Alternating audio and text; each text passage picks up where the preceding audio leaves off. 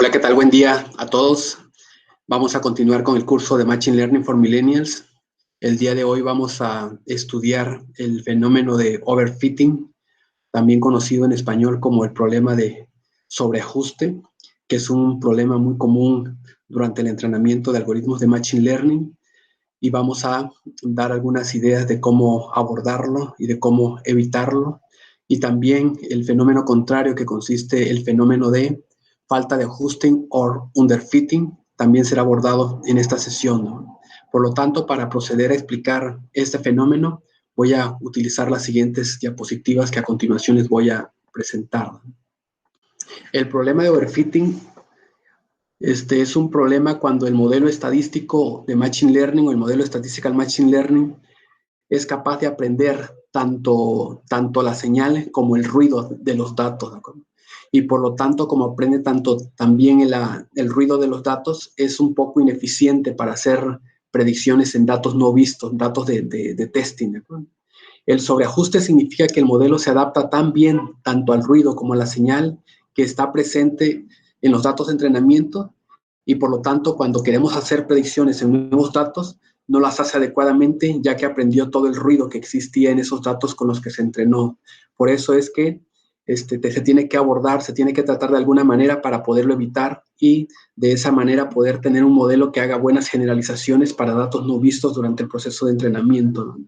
El sobreajuste también es importante mencionar lo que se produce cuando el número de variables independientes, regresoras o inputs es muy alto en comparación con el número de observaciones.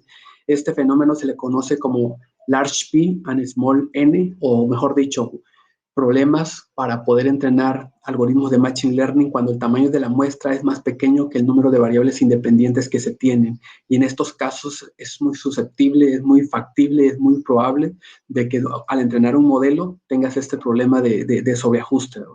El sobreajuste, como mencionamos anteriormente, al final de cuentas afecta la capacidad de un modelo para hacer buenas generalizaciones, es decir, para hacer buenas predicciones, para hacer predicciones en datos no vistos, datos no utilizados para entrenarlos, para predecir el futuro, etcétera, etcétera. Por eso es de suma importancia este fenómeno. El sobreajuste es más común cuando se aprende una función de pérdida de un modelo de estadística Machine Learning bastante complejo, a los cuales se les llama modelos más flexibles, ¿no? ¿Por qué? Porque tiene que aprender muchísimos parámetros y de esta manera se corre el riesgo de que se aprenda no solamente la parte sistemática del modelo, la parte que le llamamos la señal, sino también el ruido, sino también el error que contienen esos datos. Por otro lado, el fenómeno de falta de ajuste o underfitting ocurre cuando se incluyen pocos predictores, es decir, cuando los inputs que se incluyen o variables independientes que se incluyen en el modelo son muy pocos, son no representativos de todos los inputs, y también cuando el tamaño de la muestra puede ser pequeño. Entonces, este problema de underfitting significa que el modelo es incapaz de capturar la señal adecuadamente que se tienen en esos datos. Y por supuesto que si no hace buenas predicciones en el training, no podemos esperar que haga buenas predicciones también en el testing. Este problema también surge de falta de ajuste cuando los datos de entrenamiento, como les mencionaba anteriormente, son muy pequeños o no representativos de los datos de la población objetivo. Y por lo tanto, es incapaz de aprender, de capturar la esencia de esos datos, y por ello no puede hacer predicciones adecuadas ni en el training y mucho menos en el testing. En estas gráficas, en estos tres plots, vamos a mostrar cuándo ocurre el fenómeno de underfitting y cuándo ocurre el fenómeno de overfitting en forma gráfica para que lo podamos capturar y visualizar y entender de una mejor manera. Por ejemplo, en la figura A dice underfitting. Imagínense que tenemos dos tipos de individuos, dos tipos de animales, los animales enfermos que tienen la cruza y los animales sanos que tienen el círculo. Y queremos ajustar un modelo para poder clasificar a estos dos tipos de animales, en enfermos y sanos, ¿no? Por lo tanto, en el primer modelo le ajustamos un modelo lineal, ¿no? Y ese modelo lineal, pues, como se puede ver claramente, no captura la esencia, no es adecuado para hacer una clasificación de los dos tipos de animales, ¿no? Mientras que en el modelo C prácticamente captura a los enfermos y a los no enfermos, captura la diferencia que existe entre los enfermos y no enfermos, y puede hacer predicciones casi perfectas en el training set, ¿no? Solamente se equivoca en una observación de los animales. en una sola observación, las demás los hace en forma perfecta. Pero el detalle está que este modelo aprendió no solamente la parte sistemática de los datos, sino que también aprendió una parte del error y por lo tanto prácticamente va a hacer predicciones perfectas en el training, pero va a tener poca capacidad de generalización. Por lo tanto, en este extremo estamos en el contexto de overfitting y en el lado izquierdo en el contexto de underfitting. Sin embargo, cuando se hace modelación de estos modelos de Machine Learning, lo que se busca es algo intermedio, que no tengamos overfitting, pero tampoco tengamos underfitting, y eso se representa en la figura de en medio, en la figura B, donde dice appropriate fitting, donde podemos ver que hay una curva que divide más o menos a grandes rasgos bastante bien a los puntos, a los círculos y a los cuadrados, a los animales sanos y a los animales enfermos, ¿no? Y aunque se equivoca un poco, pero de esta manera este modelo se equivoca un poco en el training, significa que tiene la capacidad de poder hacer buenas generalizaciones, porque no está aprendiendo todos los detalles que existen en la muestra de entrenamiento. Y esto es lo que le llamamos un modelo más apropiado, un modelo más razonable, un modelo más apto para este tipo de circunstancias, un modelo que no provoque overfitting, pero tampoco provoque underfitting, y de esa manera el modelo va a tener mayor capacidad de generalización. Por lo tanto, encontrar ese modelo, ese appropriate fitting no es una tarea sencilla, requiere de hacer varias pruebas para poder llegar a ese punto óptimo. Aquí en esta otra gráfica vamos a ver cómo un modelo también tiene overfitting y otro modelo tiene underfitting. Por ejemplo, en este caso, estamos hablando de este punto, ¿de acuerdo? Este punto es un modelo polinómico, ¿de acuerdo? Los datos, los puntos, los círculos se generaron con un polinomio de grado 4. Con un polinomio de grado 4, ese es el modelo verdadero que da origen a estos datos, un polinomio de grado 4. Sin embargo, primeramente le ajusto un modelo lineal, la línea verde, y se puede ver que no captura la esencia del patrón de los datos. Por lo tanto, ese modelo tiene bastante sesgo. ¿Por qué? Porque la diferencia entre los observados y los predichos es bastante grande, pero tiene poca varianza porque es una sola línea recta. Sin embargo, después le ajusto un polinomio de grado 25, y ese polinomio de grado 25 captura bastante bien a la mayoría de los puntos, ¿de acuerdo? Pero este modelo tiene un problema de overfitting porque está capturando no solamente el patrón esencial, sino que también está capturando el ruido de los datos. Por eso la línea adecuada es el modelo más apropiado en este caso, es un polinomio de grado 5, que es la línea naranja, ¿no? Y se pueden ver que está mucho más smooth y por lo tanto captura a grandes rasgos el patrón de estos datos, con lo cual tenemos una garantía de que como captura a grandes rasgos el patrón de los datos, puede hacer buenas generalizaciones, puede hacer buenas predicciones en datos nuevos. Por ello es que cuando se hace el proceso de entrenamiento se tiene que tener mucho cuidado, tiene que uno evaluar varios modelos para poder garantizar que el modelo que estamos seleccionando no tiene underfitting y tampoco tiene problemas de underfit, sino que está con el fitting apropiado de tal manera que pueda hacer buenas generalizaciones. Esto no es un problema menor. ¿Por qué? Porque existen muchas máquinas predictivas que están en el mercado, que están en los sistemas, que están cometiendo injusticias, porque en muchos casos tienen problemas de overfitting o en muchos casos tienen problemas de underfitting, y en ambos casos, ambos son un problema porque no hacen predicciones exactas o muy precisas, ¿no? Por eso el proceso de entrenamiento de los modelos es una especie de estira y afloja entre underfitting y overfitting, y encontrar ese fitting apropiado requiere de un poco de esfuerzo y también requiere de un poco de experiencia, que entre más modelos se hayan entrenado, va siendo más fácil ese proceso de entrenamiento, ¿no? También en esta otra gráfica podemos ver que vamos a suponer que los puntos azules son plantas enfermas y los puntos rojos son plantas no enfermas, y queremos un modelo para clasificar las plantas enfermas de las no enfermas, y utilizo dos modelos, ¿no? El primero, que es el modelo verde, pueden ver que puede clasificar a las plantas enfermas de las no enfermas de una forma perfecta, ¿no? Hace una clasificación perfecta, pero en el training, ¿no? Por lo tanto, significa que está aprendiendo tanto la parte sistemática como el ruido de los datos, tanto la parte de la señal como el ruido, y por lo tanto este modelo con la ecuación verde tiene un problema de overfitting, ¿no? Mientras que el modelo de la línea negra, ¿no? Sí se equivoca en algunos casos, pero a grandes rasgos clasifica correctamente a la mayoría de los individuos, ¿no? Y por lo tanto es un modelo mucho más prometedor que puede garantizar mejores predicciones en datos no vistos para entrenarse, ¿no? ¿Por qué? Porque es mucho más smooth la curva y de esta manera tiene algo de sesgo, pero tiene poca varianza, y de esa manera podemos garantizar que pueda dar mejores predicciones. Entonces, el problema de overfitting en Machine Learning, como mencionamos anteriormente, no es un problema menor y da lugar a algunos problemas graves en la investigación. Una de las cosas que ocurren cuando se tiene el problema de overfitting es que se pueden encontrar relaciones que parecen estadísticamente significativas y son solo ruido. Es decir, que podemos encontrar que algunas variables influyen en la variable respuesta, pero no es cierto, es simplemente ruido, ¿no? Otro de los problemas con los que nos enfrentamos cuando tenemos un modelo con overfitting es que realiza malas predicciones de datos no vistos. Eso ya lo hemos mencionado muchas veces. ¿Por qué? Porque llegamos a obtener un modelo prácticamente con nada de sesgo o con predicciones sin sesgo, ¿de acuerdo? Pero tienen mucha variabilidad y por lo tanto cuando utilizamos nuevos datos, esas predicciones tienen mucha varianza y las predicciones pueden ser totalmente erradas, ¿de acuerdo?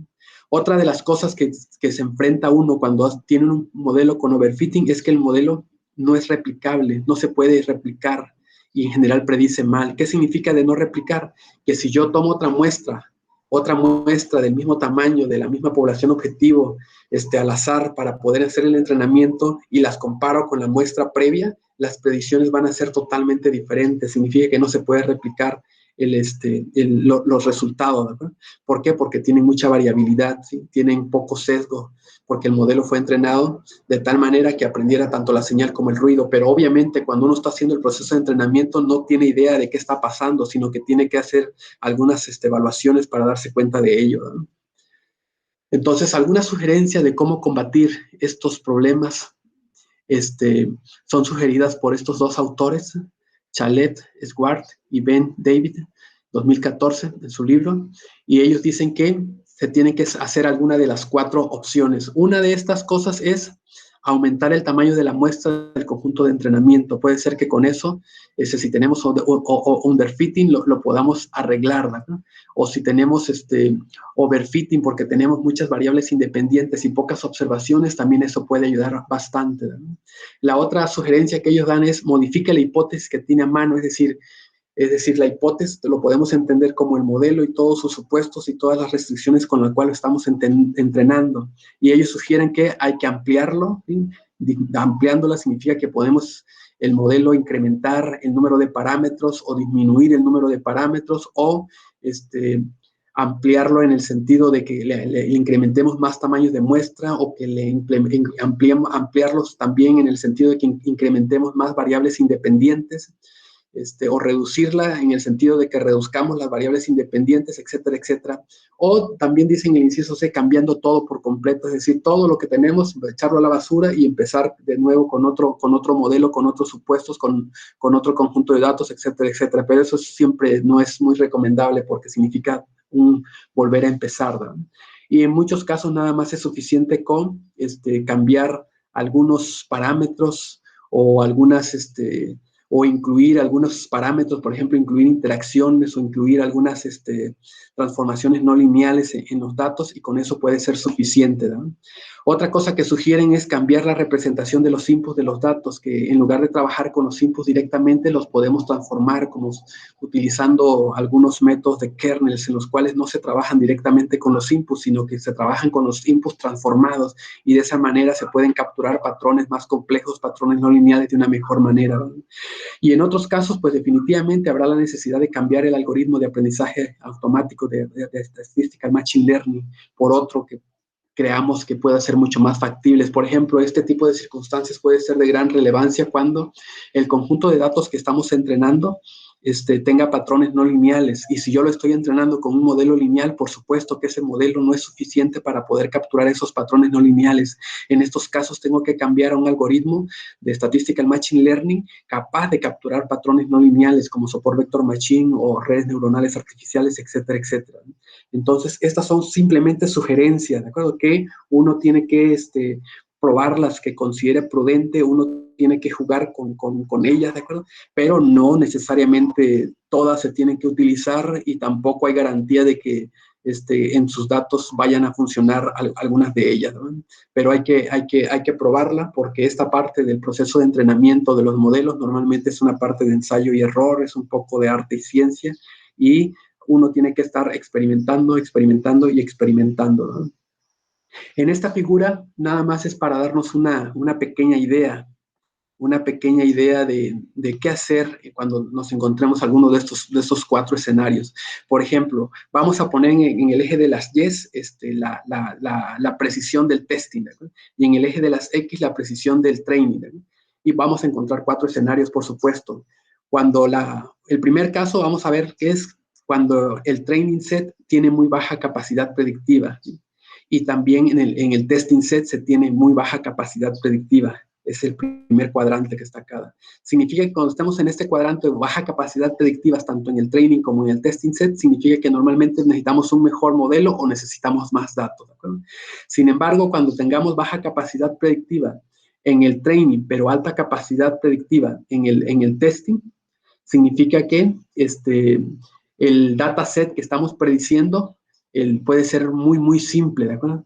O el modelo está también, o tenemos que hacer algunos reajustes en el modelo para poder mejorar esa capacidad predictiva, porque no es muy normal que tenga muy mala capacidad predictiva en el training y muy buena capacidad en el testing set. Eso no lo van a esperar, eso uno no lo espera, ¿de acuerdo? Entonces, también en esos casos recomendamos cambiar, que sea representativo el validation set o hacer reajustes en el modelo. El otro caso que es muy común, como ya les comentaba, es que tenemos una alta capacidad predictiva en el training set y una baja capacidad predictiva en el testing set. En ese caso significa que tenemos problemas de overfitting y por lo tanto tenemos que hacer varias cosas, ¿no? Una es cambiar el modelo, colectar más datos, mejorar los inputs o hacer muchas otras cosas como las que mencionamos anteriormente, ¿no? Y en el caso ideal es cuando tenemos un buen modelo que tenga una buena capacidad predictiva en el training y una buena capacidad en el testing, y en ese caso, pues ya ese modelo que hemos entrenado lo podemos llevar para la siguiente etapa de producción o insertarlo en algún dispositivo electrónico, en algún sistema para poder hacer predicciones en forma automática, simplemente inyectándole los inputs, ¿de acuerdo? A continuación, vamos a seguir platicando de esto, pero vamos a definir lo que le vamos a llamar precisión desde el punto de vista del Machine Learning. Vamos a definir como precisión a la capacidad de un modelo de Statistical Machine Learning para realizar predicciones correctas de datos no observados. A eso vamos a definir como precisión, ¿sí? También en inglés se le conoce como accuracy, la capacidad de un modelo de Statistical Machine Learning para realizar predicciones correctas en datos no observados, datos no utilizados para entrenar datos del testing, ¿no? Entonces, eso es muy importante, ¿sí? Si tenemos un modelo que hace predicciones correctas en el testing set, significa que ese modelo lo podemos llevar a la siguiente etapa de producción. Pero antes de pasar un poco más, con más detalles de lo que es el sesgo y la varianza, me gustaría comentar también que en el mundo del Machine Learning a los modelos se clasifican en 2 grandes grupos, los modelos flexibles y los modelos inflexibles. Nada más para tener una idea en qué significa lo de los modelos flexibles. Los modelos flexibles son aquellos modelos que tienen una estructura muy compleja, ¿no? Son modelos muy complejos y normalmente necesitan de estimarse muchos parámetros en ellos, ¿no? Pero estos modelos se le llaman flexibles, ¿por qué? Porque se adaptan muy bien a los datos que tengan y normalmente podemos hacer predicciones muy precisas en el training set si seguimos incrementando el nivel de complejidad. Pero, por supuesto que también si le seguimos incrementando la complejidad, vamos a tener problemas de overfitting. Entonces, estos modelos en general son modelos muy, muy buenos para el contexto de predicción, pero hay que cuidar que no lleguemos al grado de overfitting porque en ese caso vamos a arruinar la capacidad predictiva en el testing set. Pero en general, ellos son muy buenos para hacer predicciones en el testing set y a costa de que se incrementa un poco la varianza y un bajo sesgo, ¿de acuerdo? Es decir que lo que tenemos que cuidar es que el modelo final de estos modelos flexibles tenga algo de sesgo y poca varianza, no tanta varianza, pero si no tenemos cuidado, como tienen esa capacidad de que son muy flexibles, podemos llegar a un modelo con prácticamente sesgo nulo y altísima varianza, pero eso hay que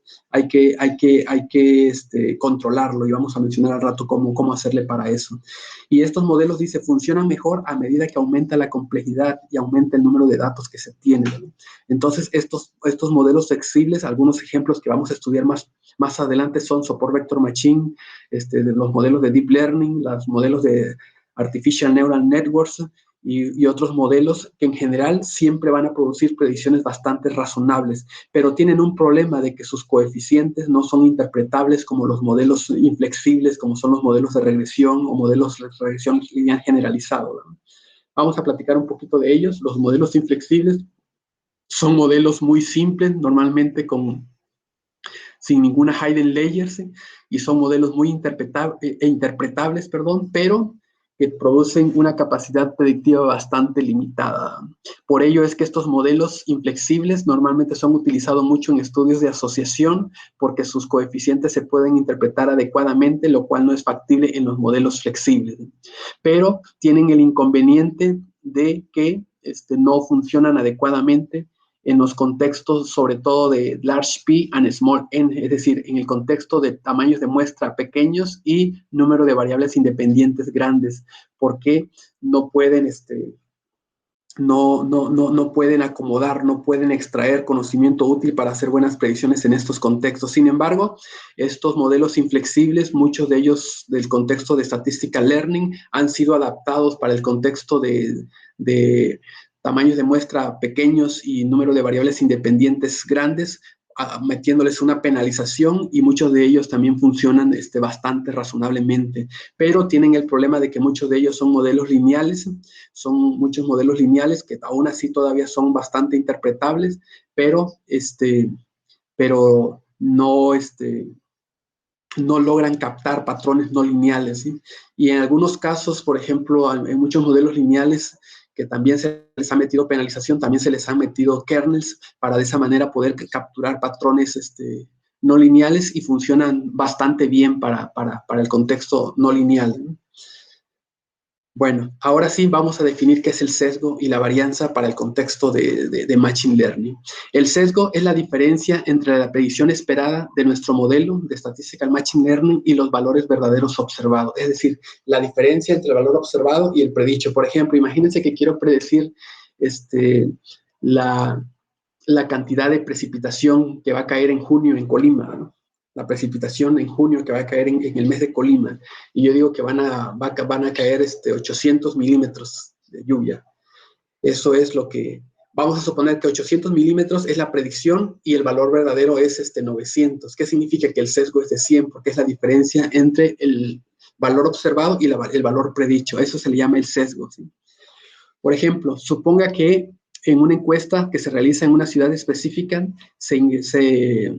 se toma una muestra que representa la mitad de las personas que tienen ingresos altos. Se toma la mitad de las personas de los que tienen solamente ingresos altos, y por lo tanto con esta información de solamente las personas que tienen ingresos altos, se estima el ingreso promedio de estas personas de esta ciudad, ¿de acuerdo? Dado que nada más tomé una muestra que contiene solamente personas de ingresos altos, yo puedo estimar que el ingreso promedio de esa ciudad, no sé, sean 80,000 pesos mensuales, ¿no? Pero esa estimación está totalmente sesgada. ¿Por qué? Porque simplemente en la muestra incluí personas del sector con mejores ingresos, y por lo tanto el sesgo debe de ser considerablemente grande, y muy arriba del valor promedio verdadero de los ingresos promedios de toda la ciudad, porque los de los ingresos bajos, pues por supuesto que van a tener ingresos mucho más raquíticos, ¿no? Entonces, esto es un ejemplo del sesgo, ¿de acuerdo? ¿Qué quiero decir con esto? Que el sesgo también se puede controlar con el muestreo, con los individuos que voy a utilizar para entrenar. ¿Qué significa? Que si voy a crear una máquina predictiva, por ejemplo, para clasificar a personas, ¿de acuerdo? ¿Sí?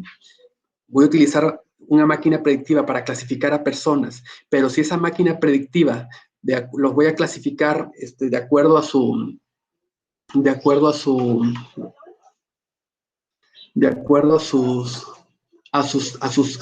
razas. ¿Qué significa? Que si esa máquina predictiva lo entreno solamente con información de dos razas, los blancos y los morenos, quizá a los japoneses no los pueda clasificar adecuadamente o se equivoque, ¿no? ¿Por qué? Porque para poder hacer una máquina predictiva adecuada que pueda predecir a todas las razas adecuadamente, la muestra debe de ser representativa de todas las razas, no solamente de una, y de esa manera poder evitar el problema de sesgos. Y si no, vamos a tener una máquina predictiva que puede clasificar solamente a dos razas, pero a las restantes razas no las puede clasificar de la mejor manera. Entonces, esto es una muestra de por qué el tamaño de la muestra es importante, pero también la representatividad del tamaño de la muestra, porque no solamente basta con tener una muestra grande, sino también necesitamos una muestra que sea representativa de la población objetivo para la cual queremos predecir, ¿no? Esto es importante mencionarlo porque se están dando muchos problemas. Por ejemplo, una de las máquinas predictivas de esas grandes empresas, creo que era de Google, que clasificaba 22,000 objetos, ¿no? Y se equivocaba cuando clasificaba a las personas de color, morenitas, las clasificaba como gorila, ¿no? ¿Por qué? Porque esa máquina predictiva que podía clasificar a 22,000 objetos lo entrenaron únicamente con personas blancas, con personas anglosajonas, con personas americanas, y por eso cuando le daban una persona de color lo clasificaba como un chimpancé, ¿de acuerdo? ¿Por qué? Porque le encontraba más parecido, sobre todo en el color, a ese animal que a las personas, y después lo que hicieron, le empezaron a llamar la máquina racista, la empresa lo sacó de la jugada y lo que hicieron fue simplemente, y pronto lo volvieron a regresar, pero esa categoría de chimpancé la quitaron, ¿de acuerdo? Para que de esa manera les evitara ese problema de estar clasificando a las personas de color como chimpancé. Entonces esa categoría ya no existe, pero en realidad lo que debieron haber hecho es simplemente volverlo a reentrenar al algoritmo y meter dentro de la muestra de personas a una muestra representativa de todos los colores y sabores y razas que existen de la especie humana, pero eso es mucho más costoso porque necesitaban trabajar más, y la solución fácil que encontraron nada más quitar a esa categoría de chimpancé y de esa forma arreglar el asunto, bueno, a medias arreglarlo, ¿no? Bueno, entonces con esto creo que debe de quedar bastante claro el problema del sesgo, ¿no? Ahora vamos a explicar un poco acerca de la varianza del error. Esta se refiere a la cantidad que cambiará la estimación de la función objetivo usando un conjunto de datos de entrenamiento diferentes. A ver, ¿qué significa esto? Por ejemplo, imagínense que tengo una base de datos de 10,000 personas, de las cuales 5,000 les proporcioné créditos y a otras 5,000 les negué el crédito, y además tengo variables independientes relacionadas a su estatus socioeconómico de cada una de esas 10,000 personas, ¿no? Entonces, si esas 10,000 personas yo las tomo al azar de una población mucho más grande de esa base de datos, yo esperaría que la capacidad predictiva, ¿sí?, de una muestra a otra no cambie sustancialmente, porque estoy asumiendo que la muestra es representativa. Pero si las predicciones de una muestra a otra cambian sustancialmente, significa que el modelo tiene mucha varianza, ¿sí? Significa que no son consistentes sus predicciones, ¿sí?, que tienen mucha desviación de una muestra de entrenamiento a otra muestra de entrenamiento, y eso no se debe de esperar, porque si estamos aleatorizando adecuadamente, no debe de ocurrir esto. Entonces significa que en este caso nuestro modelo tiene mucha varianza y nos va a dar problemas para predecir, porque las predicciones de unas a otras de muestras diferentes pero representativas de la población objetivo cambian demasiado, ¿no? Y eso es un problema serio, ¿no? En otras palabras, la varianza del error explica la desviación de las predicciones de una muestra a otra. Vamos a ver otro ejemplo para que quede un poco más claro. Supongan que vamos a crear una máquina predictiva para predecir el comportamiento del peso dólar para la próxima semana, ¿no? Y utilizamos los datos históricos que se están generando día a día, ¿no? Y yo encuentro que tomo una muestra de entrenamiento para predecir ese mismo día y de la misma población de datos históricos que tengo, y hago la predicción. Y si la predicción, por ejemplo, es de 22 pesos y después tomo otra muestra y la predicción es de 30 pesos, significa que hay mucha varianza y también hay mucho sesgo en las predicciones. Entonces, lo que yo esperaría es que las predicciones no cambien mucho, que las predicciones no se desvíen mucho de unas de otras, que tengan muy poca variabilidad esas predicciones. Si esas predicciones tienen poca variabilidad, significa que son consistentes y por lo tanto puedo confiar en ellas. A continuación voy a mostrar una gráfica para poder explicar mejor esto de la varianza. Idealmente, cuando un modelo de Statistical Machine Learning con baja varianza de error predice un valor, el valor predicho debería permanecer casi igual, incluso cuando se cambie de un conjunto de datos de entrenamiento a otro. Es lo que les comentaba, que de una muestra a otra, la predicción de ese valor no debe de cambiar gran cosa, ¿no? En esta gráfica vamos a explicar de una mejor manera lo que es el sesgo y la varianza. Vamos a suponer que aquí en el punto rojo es el valor verdadero del fenómeno que queremos predecir. Vamos a suponer que esto es el gasto de energía de una persona diaria, ¿no? De una persona particular. Este es el gasto de energía diario. Y entreno un modelo para predecir su gasto de energía. Y en este caso, supongamos que hago 20 predicciones para ese gasto de energía y se dan cuenta que todas caen dentro del círculo rojo. Significa que este modelo tiene bajo sesgo y baja varianza. Bajo sesgo, ¿por qué? Porque la diferencia entre el valor verdadero y el valor predicho es prácticamente cero, ¿no? Tiene poca varianza, ¿por qué? Porque las 20 predicciones están casi juntitas, están muy pegadas todas. Por lo tanto, tienen muy baja varianza. Esto sería el modelo ideal para predecir en el testing, pero no siempre se logra, no siempre se consigue, ¿no? Bueno, entonces esto significa que es un modelo con bajo sesgo y baja varianza. Mientras que en este caso tenemos un modelo con bajo sesgo, pero alta varianza. ¿Por qué digo que tiene bajo sesgo? Porque en promedio, si yo calculo el promedio de estas 20 predicciones, la diferencia entre el valor verdadero y el predicho es muy pequeña. Es decir, que el valor predicho al valor verdadero en promedio están muy cercanos, ¿no? Es casi cero la diferencia. Pero tiene alta varianza. ¿Por qué? Porque los puntos están, por supuesto, que alrededor del valor objetivo, pero están muy dispersos, tienen mucha variabilidad. Entonces, este es un modelo con bajo sesgo, pero con alta varianza, ¿no? Y lo que queremos es un modelo que tenga algo de sesgo, así como esto, que tiene algo de sesgo, pero tampoco tan alta varianza. Entonces buscamos algo intermedio algo intermedio a esto, ¿no?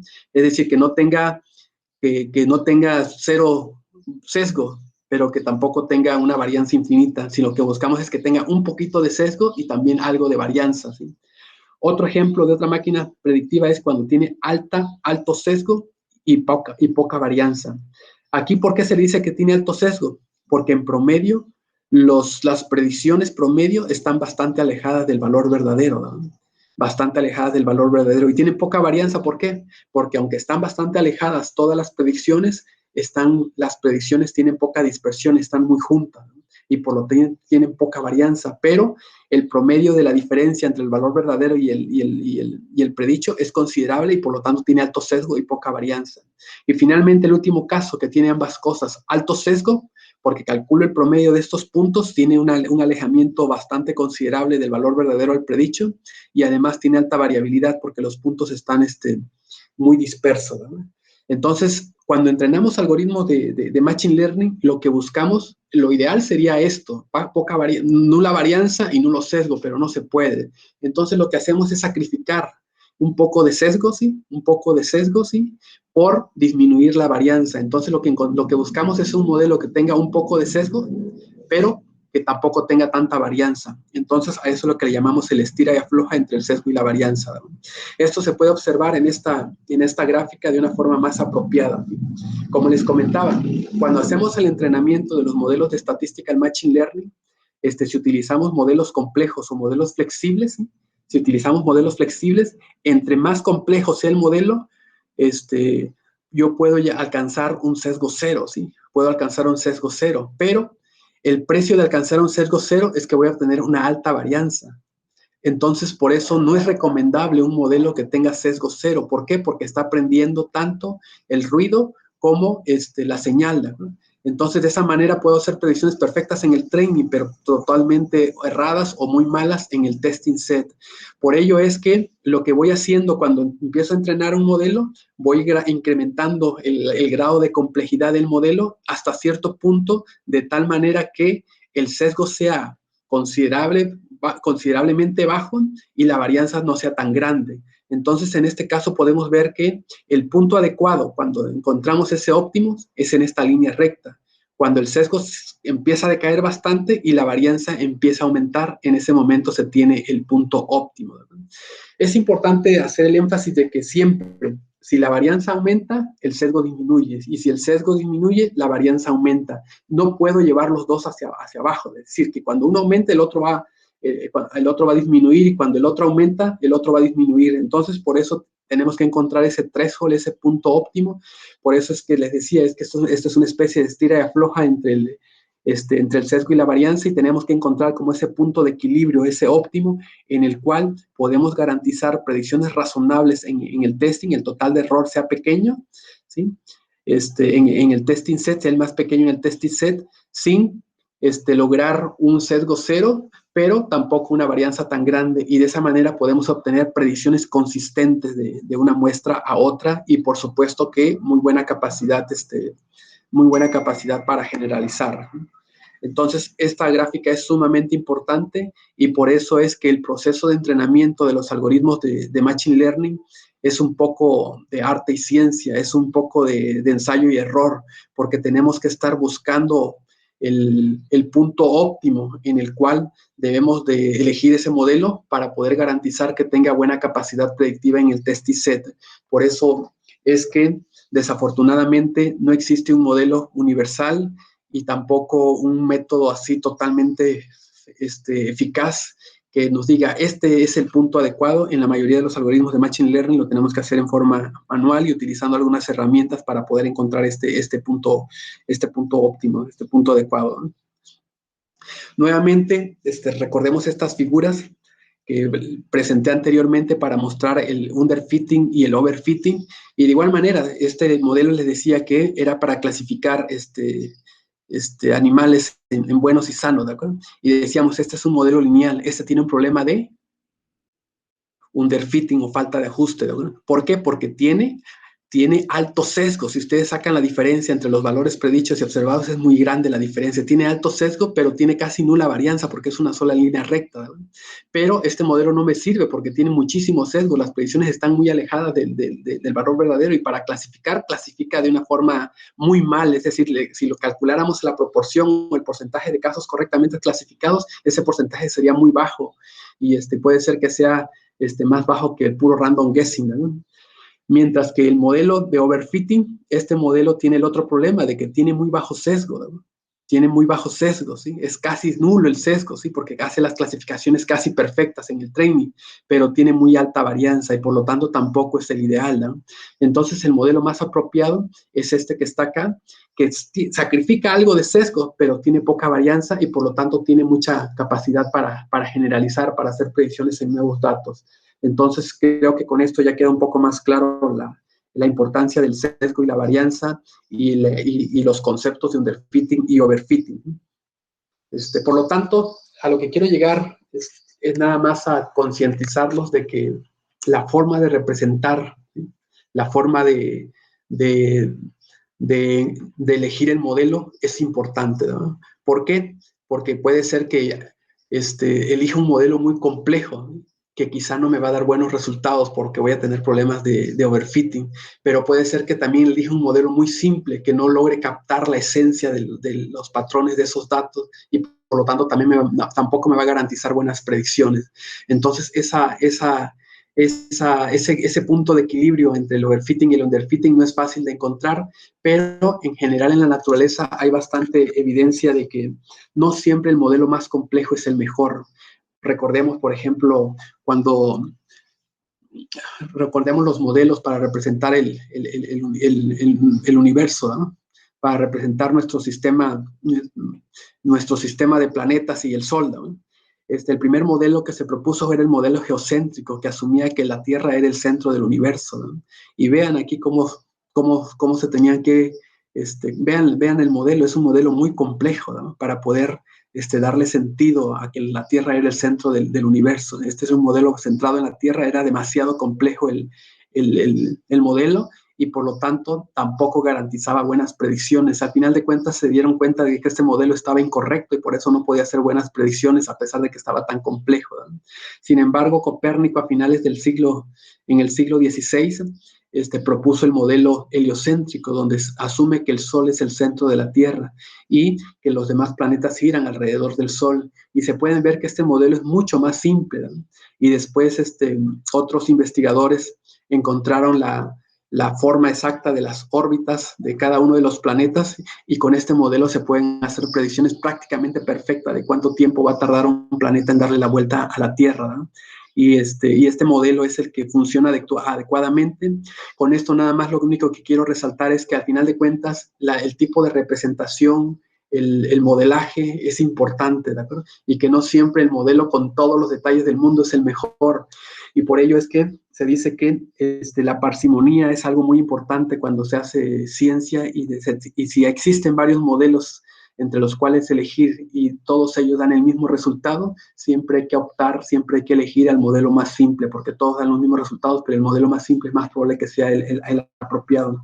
Por eso este autor dice, Jürgen Schmidt-Huber, dice que la historia de la ciencia es la historia del progreso de la compresión, ¿sí? Es decir, que para poder entender la historia de la ciencia y del progreso humano, necesitamos muchas veces comprimir cosas para poderlas representar, entender de una mejor manera, ¿no? Esto lo vamos a explicar ahora con un pequeño modelito de Machine Learning. Imagínense que queremos hacer predicciones para una respuesta Y, ¿sí? Pero que sabemos que Dios nos dice que esta respuesta Y es un modelo lineal que le influyen 3 variables independientes, x1, x2 y x3, más un término de error, que este es el modelo verdadero, este es el modelo que da origen a esos datos, ¿de acuerdo? Pero esto solamente Dios lo sabe y se lo dice a alguien, ¿de acuerdo? Y ese alguien ajusta ese modelo y le pone aquí beta 1, x1, beta 2, más x2, más beta 3, x3, y por lo tanto, con este modelo, por supuesto que vamos a tener un sesgo cero, porque es el modelo verdadero, ¿no? Y vamos a tener una varianza que es igual a esta cantidad. Juntando el sesgo y la varianza, vamos a obtener el error de predicción esperado. El error de predicción esperado es juntando el sesgo y la varianza, y quedamos esta expresión que prácticamente se reduce a la varianza, prácticamente a la información de la varianza, más un término más de varianza, ¿no? Entonces, esto sería el error esperado de predicción del modelo verdadero, ¿no? Pero, ¿qué pasa si uno cuando está modelando, como no sabe cuál es el modelo verdadero, simplemente yo le puedo ajustar el modelo más simple, ¿no? Es decir, que lo puedo poner en función de una sola X en lugar de 3X. Y puedo poner este modelo subespecificado, que la F va a ser X1 por un beta coefficient y lo estimo, ¿no? Y con esto calculo su sesgo. Pero como ya tengo idea de cuál es el modelo verdadero, entonces el sesgo me sale mucho más grande. Es decir, que este modelo subespecificado, mejor dicho, tiene más sesgo que el modelo anterior, pero su varianza ahora es esta y es considerablemente más pequeña. Por lo tanto, calculando su error de predicción esperado, el error de predicción esperado es esta fórmula que está aquí. Sin embargo, es importante mencionar que en muchos casos, este modelo subespecificado hace mejores predicciones que el modelo verdadero, ¿no? Aunque el sesgo del modelo subespecificado, f de xy, es más grande que el modelo verdadero, ¿eh? Su varianza puede ser menor y en algunos casos tan pequeña que el error de predicción esperado general será menor que el modelo subespecificado. ¿Qué estoy diciendo aquí en esta parte que estoy leyendo? Que el modelo subespecificado sacrifica un poco de sesgo, ya no tiene sesgo cero como el modelo verdadero, ¿no?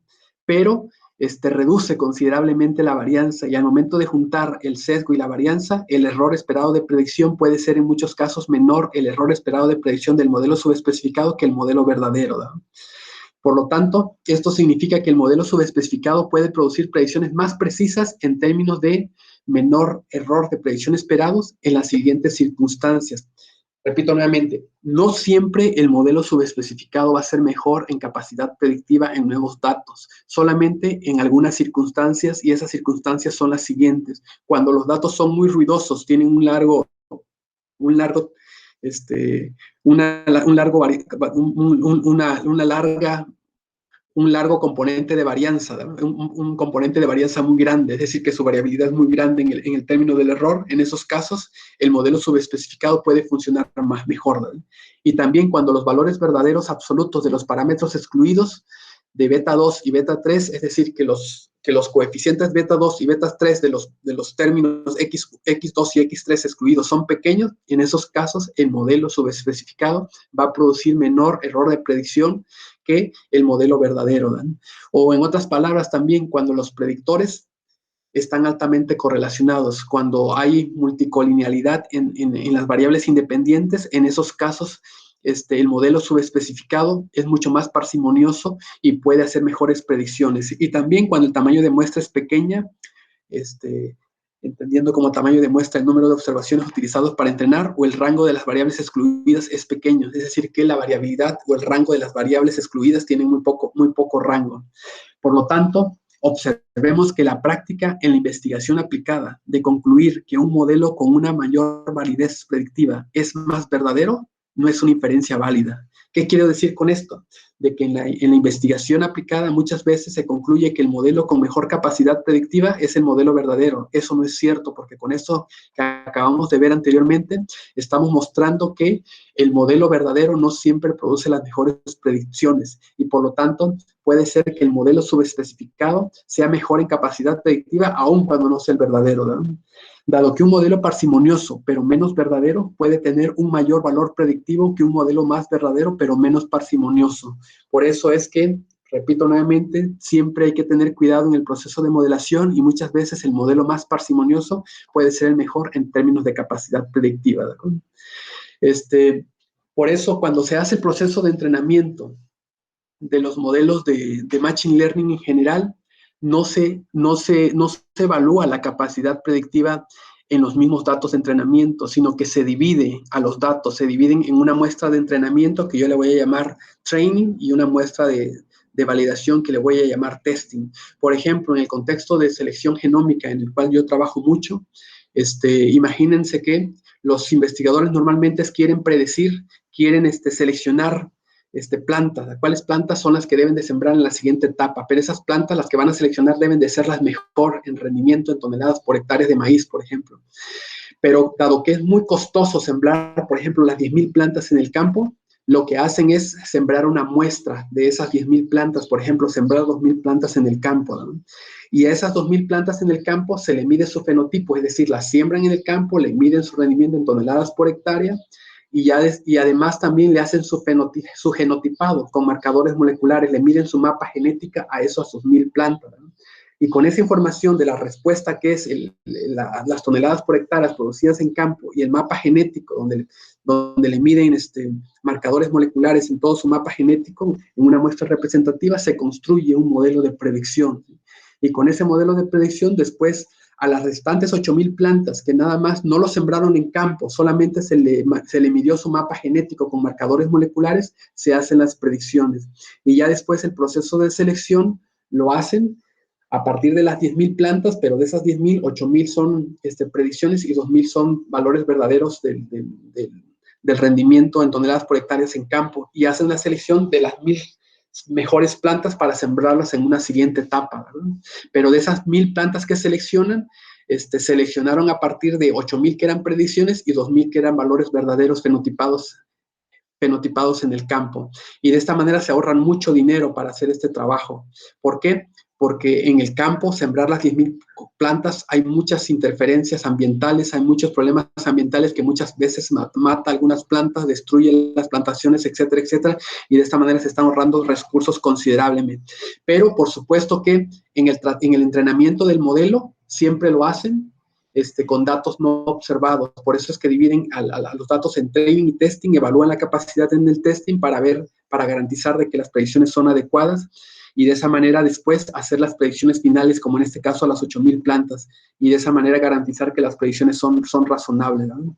Por ejemplo, ya que entrenaron el modelo y de esos datos que tenían originalmente, una parte lo dejaban para entrenar y otra parte para validar, y ya que encontraron que el modelo funciona bien, simplemente si utilizan un modelo muy sencillo como el modelo lineal, simplemente ponen los beta coefficients weights y multiplican por los marcadores moleculares que están en el mapa genético, y con eso hacen la siguiente predicción de la planta, de las plantas no utilizadas para entrenar, no utilizadas en el entrenamiento, y de esa manera pueden predecir las 8,000 plantas teniendo solamente el mapa genético, ¿no? Lo mismo lo hacen en selección genómica para cerdos, ¿no? A los cerdos les miden su mapa genético y a una muestra de cerdos los fenotipean y los genotipean, y con eso se construye el modelo, y después con esa muestra que tienen fenotipada y genotipada, dividen una parte para entrenar el modelo, y en esa parte de validación evalúan la capacidad predictiva. Después seleccionan al mejor modelo, y ya que seleccionan al mejor modelo, hacen las predicciones para los candidatos, para los marcadores de los cerdos candidatos, y de esa forma seleccionan cuáles son los cerdos que van a utilizar para la siguiente etapa de desarrollo, ¿no? Entonces, esto es dos formas de ver cómo lo utilizan en plant breeding, en animal breeding y en general, ¿de acuerdo?